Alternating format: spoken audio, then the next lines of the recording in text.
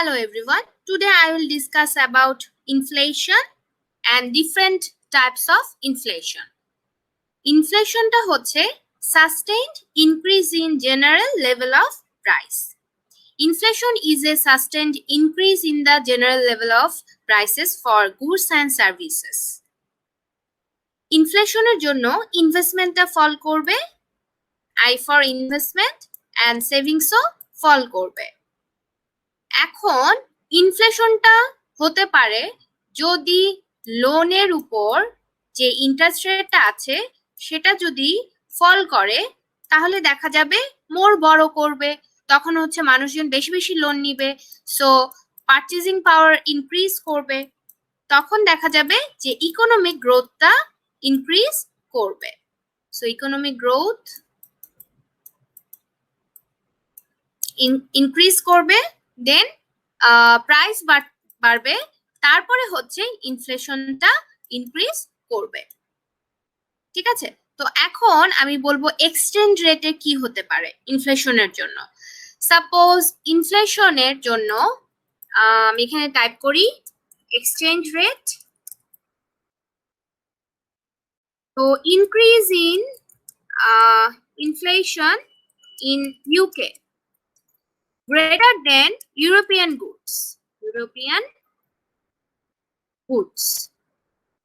তার মানে কি, যে ইউকে তে হচ্ছে যে প্রোডাক্টটা আছে ওটার প্রাইস বেড়েছে দেন European country গুডের।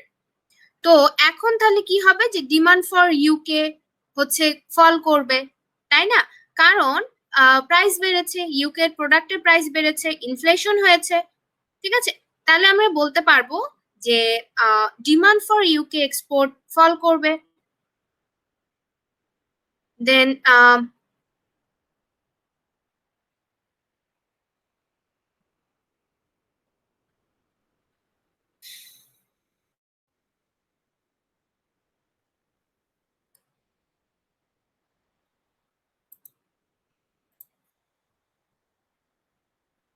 Hello everyone. Today I will discuss about inflation and different types of inflation.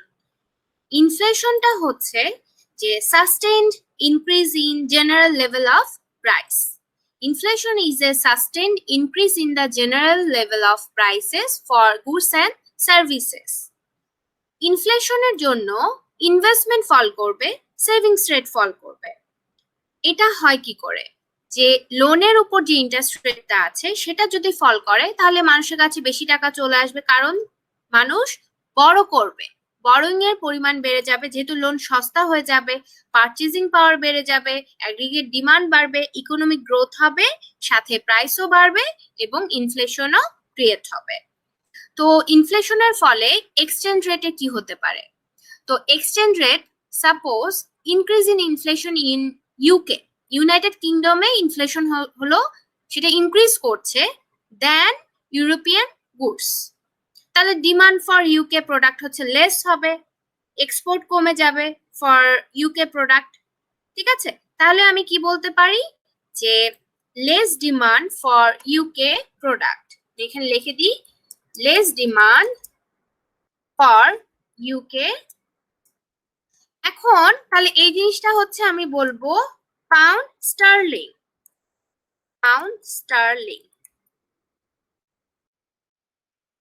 Okay, so UK কনজিউমাররা ইউরোপিয়ান গুডস কিনতে চাইবে, তারা তাদের পাউন্ড ইউজ করবে, ইউরোপিয়ান গুড কিনবে।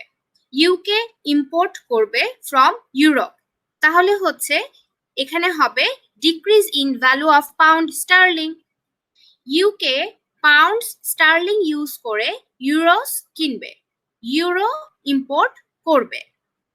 তো এখন আমরা দেখব যে আনএমপ্লয়মেন্টের কি হতে পারে যদি ইনফ্লেশনটা ক্রিয়েট হয়। আনএমপ্লয়মেন্টের ক্ষেত্রে বলতে পারবো যে unemployment and inflation negative relationship, যেটা হচ্ছে ফিলিপস কার্ভের মাধ্যমে আমরা দেখাতে পারি।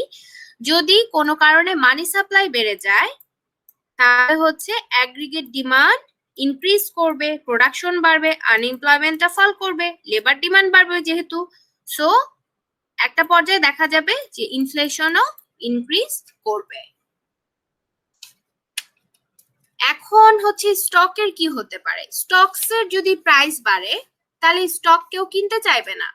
আমি এখানে লিখি স্টক। কি বললাম? প্রাইস অফ স্টক যদি বেড়ে যায় তাহলে কিন্তু কেউ স্টক কিনতে চাইবে না, কিনতে পারবে না। এবং প্রাইস যদি কমে যায়, প্রাইস অফ স্টক যদি কমে যায় তাহলে হচ্ছে স্টক কিনতে পারবে। এখন হচ্ছে আমি দেখাবো ডিফারেন্ট টাইপস অফ ইনফ্লেশন। তো ফার্স্ট এরটা যেটা, সেটা হচ্ছে ওপেন ইনফ্লেশন। ওপেন ইনফ্লেশনটা হচ্ছে যে increase in price a market no control on price by government. Government এখানে এই ইনফ্লেশনটা কন্ট্রোল করতে পারবে না। এরপরে আসো দেখি সাপ্রেসড ইনফ্লেশন। এখানে হচ্ছে সাপ্রেসড ইনফ্লেশনে হচ্ছে গভর্নমেন্ট কন্ট্রোল করতে পারবে ইনফ্লেশনটাকে। Government makes effort to check and control the rise in the price level through price control and rationing. এরপর আমরা দেখব ওয়ার টাইম। ওয়ার টাইম ইনফ্লেশনটা হচ্ছে যে ওয়ারের টাইমে প্রোডাকশন ফল করবে, অবভিয়াসলি মিলিটারি খরচ বেড়ে যাবে, শর্টেজ অফ র ম্যাটেরিয়াল হবে। তাহলে কি হবে? যেহেতু শর্টেজ হচ্ছে, প্রোডাকশন ফল করছে, তাহলে প্রাইসটা ইনক্রিজ করবে। ঠিক আছে, আমরা দেখব peace time inflation. Peace time ইনফ্লেশনটা হচ্ছে যে এই সময় হচ্ছে নো ওয়ার, প্রাইস ইনক্রিজ করছে। কিভাবে? যদি গভর্নমেন্ট এক্সপেন্ডিচার বেড়ে যায় তাহলে প্রাইস লেভেল ইনক্রিজ করবে। এরপর আমরা দেখব সেক্টরাল ইনফ্লেশন। সেক্টরাল ইনফ্লেশনটা হচ্ছে যে প্রাইস ইনক্রিজ করবে produced by a certain sector of industry.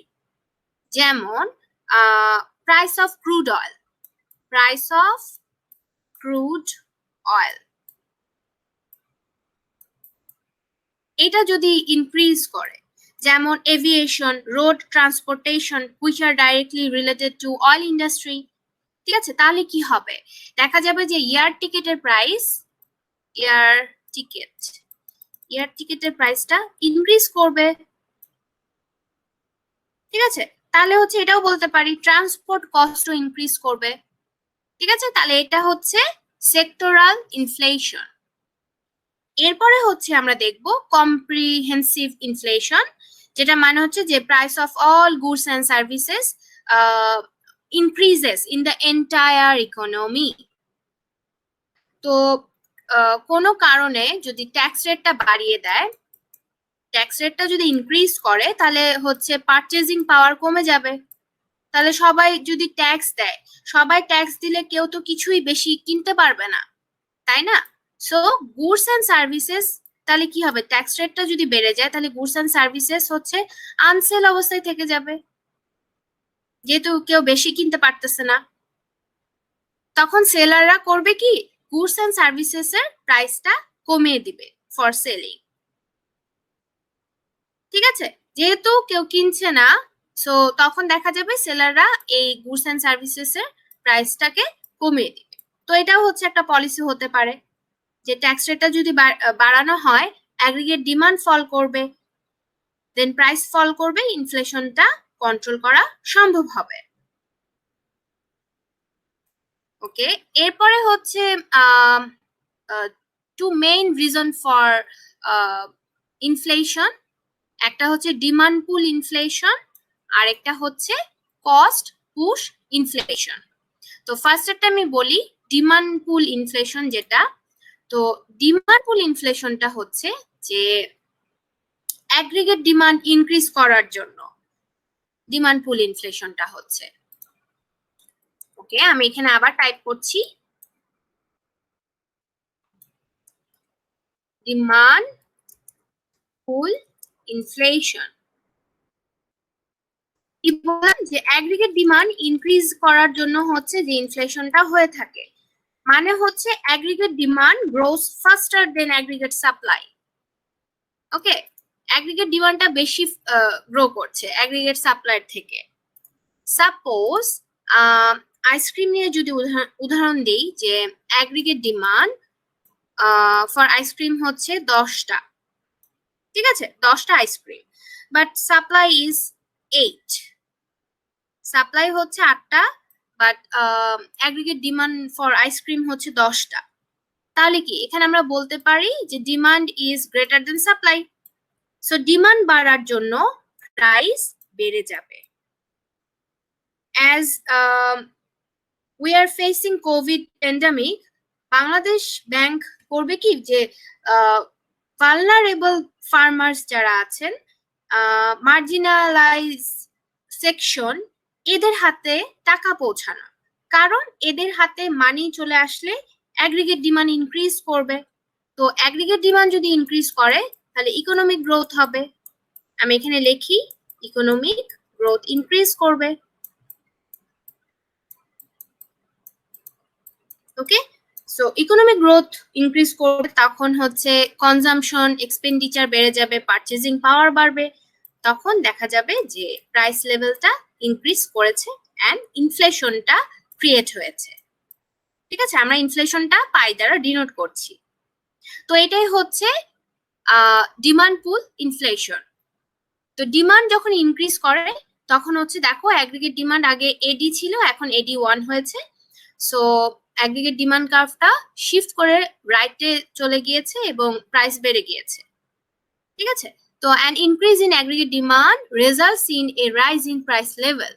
So এটাই হচ্ছে ডিমান্ড পুল ইনফ্লেশন। এরপরটা দেখবো হচ্ছে cost push inflation. Cost push inflation এটা হচ্ছে যে ধরো র মেটেরিয়াল অফ প্রোডাক্ট ইনক্রিজ করলো। ঠিক আছে, র ম্যাটেরিয়াল অফ প্রোডাক্ট। আচ্ছা, আমি আবার টাইপ করছি এখানে, কস্ট পুশ ইনফ্লেশন। কি বললাম? র ম্যাটেরিয়াল অফ প্রোডাক্ট যদি ইনক্রিজ করে, যেমন আমি যদি আইসক্রিমের উদাহরণটা দিই, যে আইসক্রিম বানাতে কি কি লাগবে? আইসক্রিম বানাতে হলে, আইসক্রিম বানানোর জন্য র ম্যাটেরিয়াল কি কি হতে পারে? মিল্ক, ওকে, তারপর হচ্ছে এসেন্স, ওকে, দেন হচ্ছে সুগার। এগুলা হচ্ছে র ম্যাটেরিয়াল ফর মেকিং আইসক্রিম। তো এগুলোর যদি প্রাইস বেড়ে যায়, মিল্কের প্রাইস বেড়ে গেল, সুগারের প্রাইস বেড়ে গেল, এসেন্সের প্রাইস বেড়ে গেল, সো আইসক্রিমেরও প্রাইস বেড়ে যাবে। ঠিক আছে, তো এটাই হচ্ছে কস্ট পুশ ইনফ্লেশন।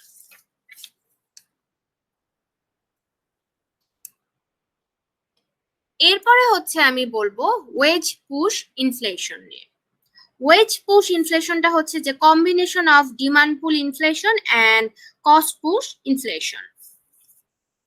ওকে, তো ওয়েজ পুশ ইনফ্লেশনটা হচ্ছে যে সাপোজ ওয়েজ ইনক্রিজ করলো, ওয়েজ লেবারের ওয়েজটা হচ্ছে ইনক্রিজ করলো, তার মানে কি এখানে কস্ট অফ প্রোডাকশন বেড়ে যাবে, প্রডিউসারের কস্ট অফ প্রোডাকশন ইনক্রিজ করবে।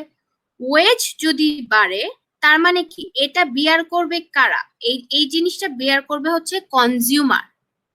ওকে, ওয়েজ যদি বাড়ে এটা বিয়ার করবে কনজিউমার, তখন প্রোডাক্টের প্রাইস বেড়ে যাবে।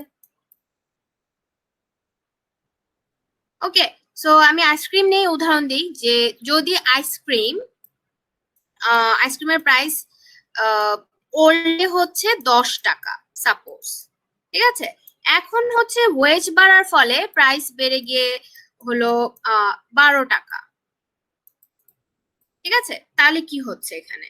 তো লেবারের ওয়েজ ইনক্রিজ করছে, লেবারও তো কনজিউমার, তাহলে এদের ওয়েজ যেহেতু ইনক্রিজ করছে, লেবারের ওয়েজ ইনক্রিজ করছে, তার মানে হচ্ছে ডিসপোজেবল ইনকাম যেটা ছিল, ডিসপোজেবল ইনকাম সেটাও ইনক্রিজ করবে।